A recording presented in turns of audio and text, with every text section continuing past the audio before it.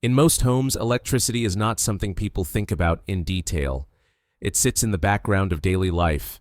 Lights switch on, appliances hum, screens glow, and the process stays mostly invisible.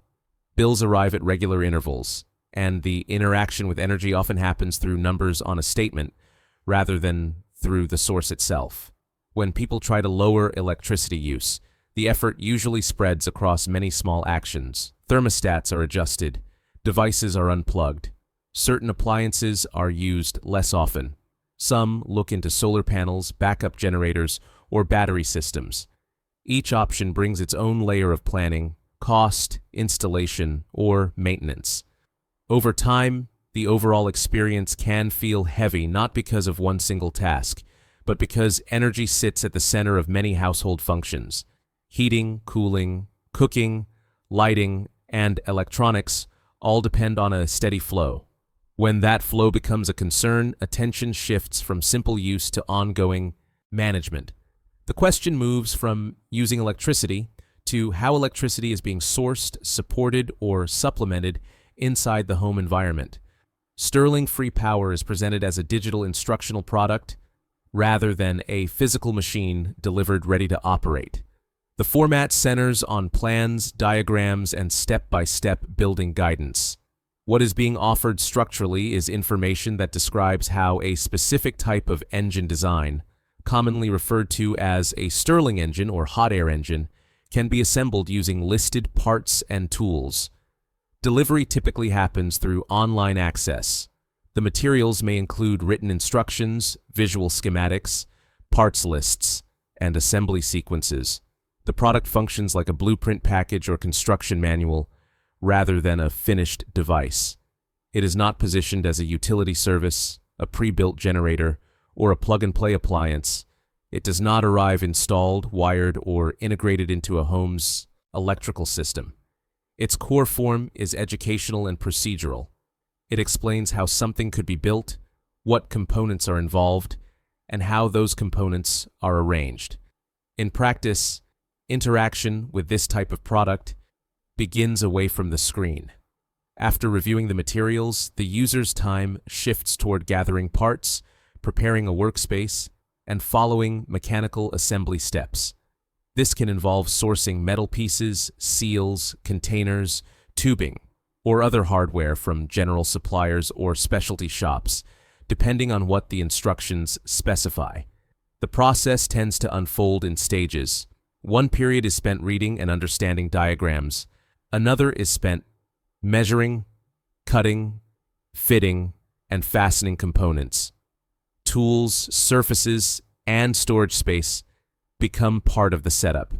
The activity resembles a small mechanical build project rather than a one-click setup.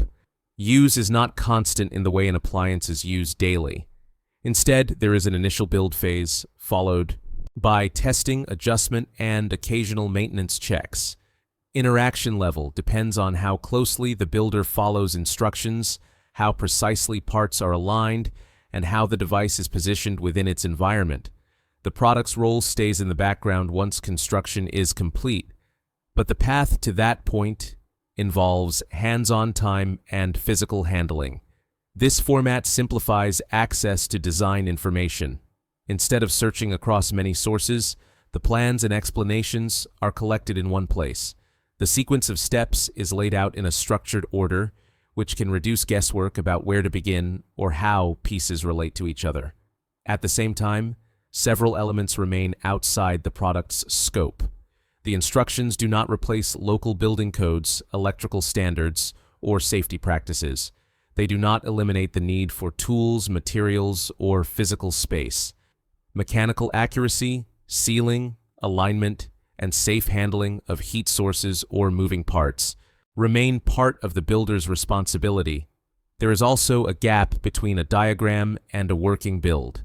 The format provides representation and guidance, but real-world assembly includes variations in part quality, measurement precision, and working conditions. Some people may find the physical side straightforward, while others may find that mechanical tasks take longer than expected. The product structure does not remove these differences, it sits alongside them. Within the broader landscape of energy-related options, this kind of product occupies a distinct place. It is not infrastructure like grid connection, not a retail appliance like a generator bought off a shelf, and not a service contract. It sits in the category of instructional, DIY resources focused on mechanical construction. Understanding how it fits fully alongside other solutions depends on looking directly at the materials, the diagrams, and the level of detail provided in the instructions themselves. The practical meaning of the plan, how clear they feel, how complete they seem, and how they translate into physical steps, only becomes clear during direct review and hands-on use. The product, as presented, remains a set of directions describing a build process, with the physical outcome shaped by how those directions are interpreted and carried out in a real workspace.